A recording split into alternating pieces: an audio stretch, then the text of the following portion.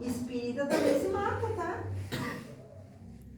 A maioria dos que se suicidam, ou vou trocar a palavra, que desvivem, são religiosos. Estatisticamente, a cada 10 suicídios, 9 podem ser prevenidos. Por que só 9? Porque conforme diz, tá, o Livro dos Espíritos, tem quem acha que bipolaridade não existe, que loucura não existe. Tá aqui, ó, o Livro dos Espíritos. Não estou enchendo da minha caixarinha, tá? A loucura tem por princípio o estado patológico do cérebro. Patológico quer dizer doença. E do cérebro, que é instrumento do pensamento. Estando esse instrumento danificado, o pensamento também é alterado. A loucura é um efeito consecutivo, cuja causa primeira é uma predisposição orgânica que torna o cérebro mais ou menos acessível a certas impressões. Isso é tão verdadeiro que tendem as pessoas que pensam demais e não se tornam loucas, enquanto que predisposição à loucura torna o caráter da preocupação principal uma ideia fixa. Uma pessoa que é religiosa, seja espírita, seja católico, seja o que for, né? Se ela é religiosa com um cérebro saudável, ela é só uma religiosa. Se ela tiver um cérebro adoecido, ela corre sérios riscos. Porque daí é uma ideia fixa, é um fanatismo. E é chato um fanático, né?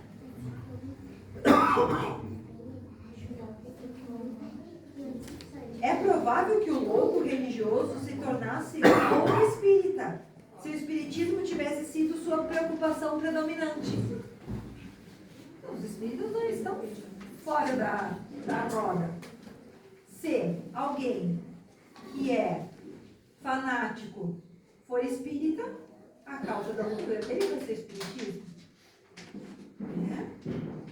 Eu digo, pois, que o espírito não tem nenhum privilégio, o espiritismo a esse respeito, e vou mais longe. Digo que, bem compreendido, é um preservativo contra a loucura e o suicídio. A gente tem muito mais prevenção à loucura e ao suicídio dentro de uma casa espírita do que fanáticos que desvivem. Entre as causas mais frequentes da superexcitação cerebral, é preciso contar as decepções, os desgostos, as afeições contrariadas, que são ao mesmo tempo causas mais frequentes de desviver. Agora eu pergunto para vocês, uma pessoa que enlouquece, esse dos 10 suicidas, que é difícil a gente evitar, tem o mesmo peso de alguém que comete o ato porque foi abandonado no altar? Por vergonha? Ou que comete o ato por causa de um adultério? Por causa de uma falência? Eu acho que quem adora, por exemplo, assim, quem enlouquece, não é o mesmo peso de quem, por exemplo, tira a vida porque foi traído, coisa do gênero. Quem adoece está mentalmente doente, então os pesos são completamente diferenciados. Isso, muito bem. Na vida espiritual, nem sempre 2 mais 2 é 4. Você sabe que a gente, quando comete um crime, tem o tal do réu primário, né? Isso também acontece em relação ao suicídio. Uma pessoa que comete suicídio por uma esquizofrenia, por uma bipolaridade, por um autismo, por uma deficiência intelectual, né? Ou drogado, vão ter pesos e medidas diferentes de quem desvive por luxúria, por egoísmo, por vergonha, por avareza, por baixezas, por ego. Então nós temos que ter cuidado, porque muitas vezes vai frequentar a nossa casa uma mãezinha que perdeu o filho por suicídio. E esse filho tinha algum transtorno mental, tinha depressão, ou a gente, até mesmo nós psicólogos, a gente generaliza vários tipos de transtorno, a gente bota no saco de gato lá como depressão. É depressão, bipolaridade, esquizofrenia. Mas tem muitas outras doenças no meio desse balaio, tá? E aí a gente diz que o irmão desencarnado, que desviveu, vai ficar dentro do túmulo, vivendo e revivendo os seus últimos momentos até o momento pelo qual iria desencarnar. Nós aqui temos a função de sermos caridosos, amorosos ou sermos cruéis? Até porque isso pode nem ser verdade. Porque a gente não sabe o que essa pessoa que se suicidou nessa vida era na vida passada, que não aguentou o tranco da burrice dos que estão em volta. Já pensaram nisso?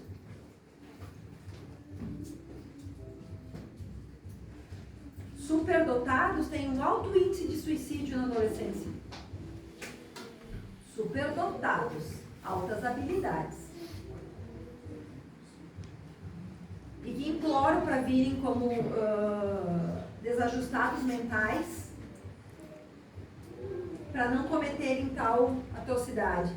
Porque se tem muito mais respeito com um ser com dificuldade do que propriamente com um superdotado. Pensa vocês que o mundo todo é lento. Difícil de suportar. É difícil a gente ter do lado. Estou dando só um exemplo, né? Um superdotado. Que não é uma doença, não é uma patologia, mas que envolve o todo. A cada um que desvive, impacta na vida de 60 pessoas. Que nem sabiam que essa criatura estava sofrendo. Com que idade se começa a prevenção ao suicídio? Alguém tem um chute? 5 anos. 20 anos. A primeira prece que a gente deve fazer para prevenção ao suicídio é no ouvido de um bebê assim que ele nasce. Assim que a gente... Sabe aquele ato antigo de pedir a bênção? O mais velho, que hoje se perdeu? Se vocês puderem me ajudar, o que significa pedir a bênção a um médium? Oi? Proteção. Tu tá de graça levando um passe. E quem não é médium? Só quem não nasceu. Todos temos mediunidade. Os mais, os menos. Quem nunca viu a avó benzendo com a aliança? Quem nunca foi numa benzedeira? Né? São médiuns. A natureza organiza os médiuns de forma... Então, essas crianças que estão aqui, todas elas já estão sendo prevenidas disso. Porque estão num ambiente sadio, saudável, estão em torno de 45 minutos, 1 hora, afastados de qualquer má influência, porque aqui dentro é um lugar limpo e livre.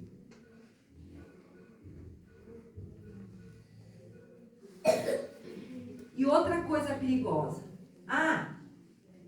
Campanha, né? Todo mundo nas redes sociais, YouTube, Facebook. Precisar, conversa comigo. A pessoa te diz, eu quero me matar, eu não aguento mais. E tu vai dizer pra ela o quê? Fulano, mas tem tudo. Tem tanta gente aí sofrendo num leito de hospital, querendo viver, e tu tem tudo. Às vezes a pessoa só não tem amor. E quem está lá no leito do hospital, lutando por segundos, tem quem ama esperando. Desistir da vida não é uma coisa fácil. Eu digo isso porque já tem muitos que tentaram. Legal porque ele está vivo, tá? Ter tido a experiência de atender um paranoico, esquizofrênico paranoide. Ele quis ir dar uma morridinha para visitar o pai e não deixaram. Fracassou na tentativa, né? E ele odeia aquele Paulo Guedes. Paulo Guedes não o hospital, Paulo Guedes pessoa. Porque para ele, o nome Paulo Guedes é o médico que atende lá. Ele odeia aquele Paulo Guedes, porque não deixou ele visitar o pai. Mas tu ia se matar? Que se matar nada, eu só ia visitar meu pai. É parecido.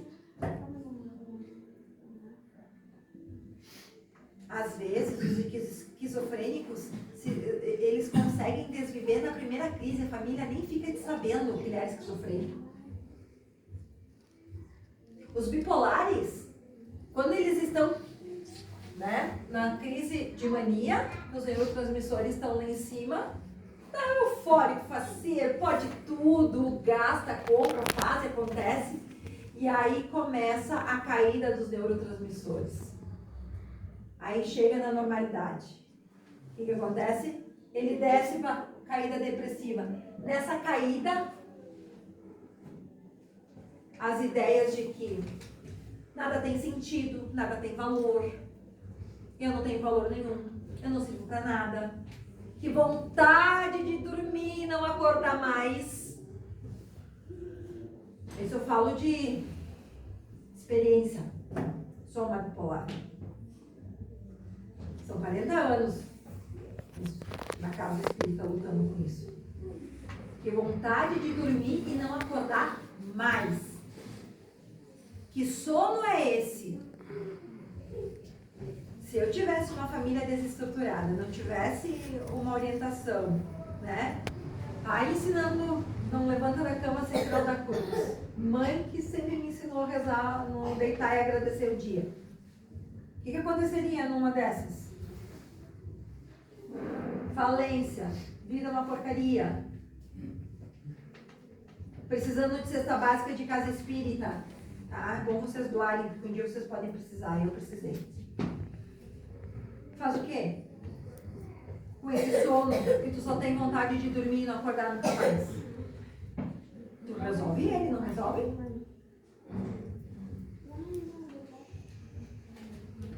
E nem depressiva eu sou. Então, a gente precisa prevenir, né? Cuidando das crianças na infância. A gente obriga filho a ir para a religião até os 18 anos. Depois a gente deixa livre, faz o que quiser. O que a vida ali fora faz? Começa a encher o saco do filho adulto para ir para a igreja. Quando é criança, deixa em casa, vai e deixa em casa. Mas isso é o tema da próxima palestra, se quiserem que eu volte. Isso é o tema da próxima. Então, meu amigo, tu não aguenta mais. Eu estou aqui para te ajudar. O que tu realmente precisa? Mas que tipo de ajuda? Tenta. Eu vou sentar. Tenta. Me dizer como é que tu está te sentindo, muito angustiado.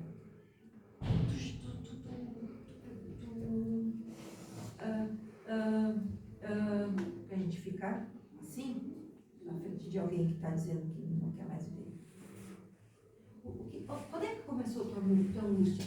Porque tu tem tudo já. Muito tempo. Tu tem tudo. Como é que começou? Desde a infância.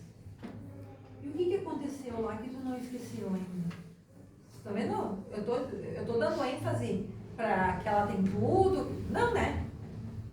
Eu só, como ela tem tudo material, eu quero saber lá dentro do coração dela o que ela tem. E se ela foi vítima de um abuso?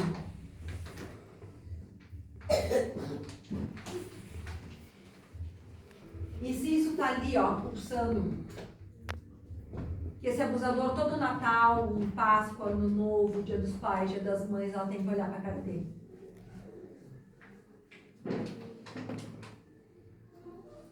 Para alguns pode ser motivo de desidério. Principalmente para os homens.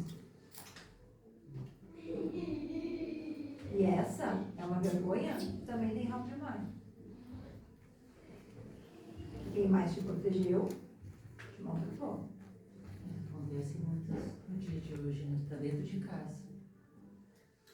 E assim, gente, todo abusador, todo malfeitor é o amor da vida de alguém. Todos esses caras do PCC que estão sendo perseguidos, sei lá ontem, que eu ouvi hoje, que está tendo, que eles voltaram ativa depois dos anos 80, todos eles têm mãe. E muitos anos. Do jeito delas. Mas que usam. Então, quando a gente for conversar com alguém que a gente desconfia, está isolado, não tem amigos, não tem intimidade, não está saindo de casa. Quando sai, cabeça baixa. Usava roupa colorida, de repente começa a usar as roupas mais escuras. Não levanta mais a cabeça, não pega mais sol. 1, 2, 3 sintomas sozinho não faz nada. É o conjunto de sintomas, né? Pergunta, tô te sentindo que tu não anda legal.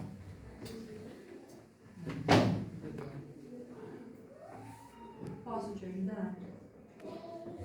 Mesmo que tu ache que não, quer dividir comigo? Não sei. Me sinto muito sozinho, sem vontade de viver. E o que te faria ter um que não é de comprar?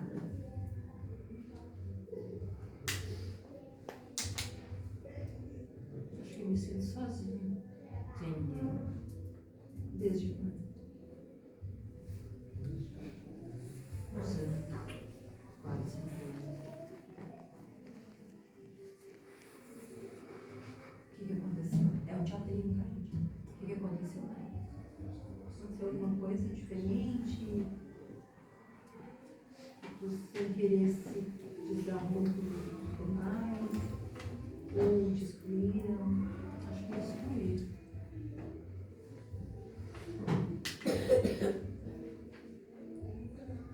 Ou tu estava sem força para ir atrás deles? Acho que dos dois lados. Será que, né, como eu sei que tu é espírita, né, tu gosta de espiritismo, enfim, será que o atendimento fraterno lá na casa que eu trabalho não te ajudaria? De repente posso me ajudar sim. Né?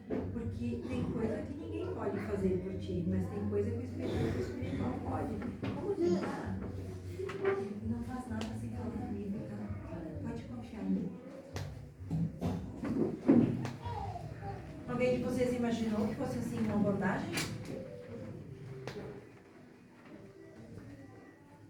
Mas pra quê? A gente costuma... Tira isso da cabeça. Isso é bobagem. Quando a pessoa fala, ela já está pensando há uns 10 anos. Ela disse 5. 5 é lucro.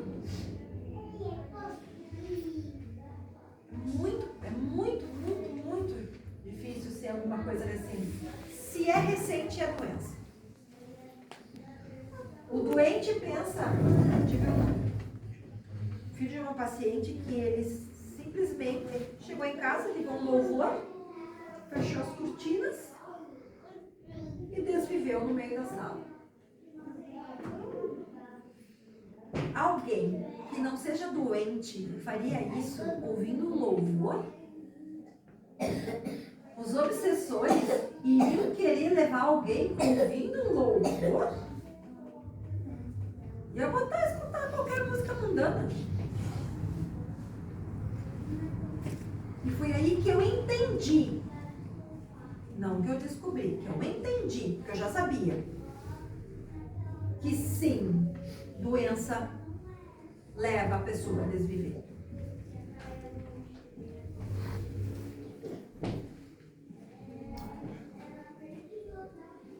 E quando tu tem intimidade com a pessoa, né, tu pode dizer, olha, daqui a pouco o psicólogo também pode te ajudar se o que tu precisa falar, tu não consegue falar comigo. Mas eu tô aí. Me liga, manda áudio. Nem me dá oi, já manda o áudio. E, para quem não tem acesso a psicólogos, no nosso país existe o CVV, Centro de Valorização à Vida, que era um número fixo, de telefone fixo, cada estado tinha o seu, por causa do alto índice de suicídios que aconteceram em Santa Maria, por causa da Boate Kiss, tá? Em novembro daquele ano, o Ministério da Saúde unificou. Então, o CVV é um trabalho, os profissionais são treinados, capacitados para nos ouvir, inclusive chorar 45 minutos compulsivamente, sem falar um ai. Ali, junto. Eu estou morrendo de vontade de me matar, mas eu não quero, me ajuda. Ou até para confessar coisas que são horríveis ao social e que tu precisa falar para alguém. Tu não tem condições de pagar o psicólogo, porque o psicólogo tem a questão do sigilo, né? O CVV também tem, tá? O número é 188, 24 horas por dia, 27 dias por semana, em todo o território nacional, tá? É uma única central telefônica, então tu vai ligar hoje, pode te atender alguém do Amazonas, tu pode ligar amanhã, pode atender alguém de Caxias. Os nomes todos são codinomes, ninguém usa seu nome próprio, para questão de preservação de sigilo, e a gente nem pede o nome de quem liga, a pessoa dá o nome se ela quiser. Eu, pelo menos, os anos que eu fui voluntária do CVV, ninguém nunca me deu o nome. Tem um caso que me marcou muito, gente, muito. Uma senhorinha, seus 70 e poucos anos, já na hora de fazer, né, encerrar sua jornada pela natureza, ela me liga, eu fazia das 11 às 13, eu fazia o horário, era 2 horas e meia. Ela liga desesperada, ela tinha queimado o arroz. E o neto ia vir e não ia ter arroz para comer. O desespero dessa irmã era tamanho que eu achei que ia espancar ela quando chegasse em casa. É? E aí, não sei que nome tem, porque eu não perguntei o nome. Eu só perguntei a idade por causa do desespero. Né? Senti que não era criança aí, né? Perguntei a idade. Ah, senhora, que idade a senhora tem? Eu 74 anos, nunca tive uma. E aí ela chorando, e aí eu perguntei pra ela se o neto agrediria ela, alguma coisa nesse sentido. Eu disse, não, jamais, ele é um doce. Eu só não posso deixar ele trabalhar sem comer. E se a senhora cozinhasse uma massa, será que daria tempo? Mas a mulher acho que deu uns pulos altos assim de feliz. Ela estava querendo se matar porque queimou um arroz. Vocês têm noção que o sofrimento de 74 anos da vida dela veio ali. E não tinha nada a ver com o arroz, não tinha nada a ver com o neto. Aquele dia ela estava cansada de viver. A partir do momento que ela se dá conta que ela pode cozinhar massa, ela se dá conta que ela pode viver de uma maneira diferente. Ela disse que ia me ligar no outro dia. Mas eu oro que ela esteja bem. Um arroz queimado pode levar a vida de alguém. Bom, eu fico à disposição de vocês, tá? No Instagram, meu arroba é neucimaria.schiabolins, tá? Ou qualquer coisa, falem com a Lisete também. passa meu contato. Se identifiquem que são da casa, que aquilo que é possível orientar sem ser consulta, que tem coisas que eu posso orientar gratuitamente, por livre e espontânea vontade e de gosto. Tem algumas coisas que são questões de regra, de conselho,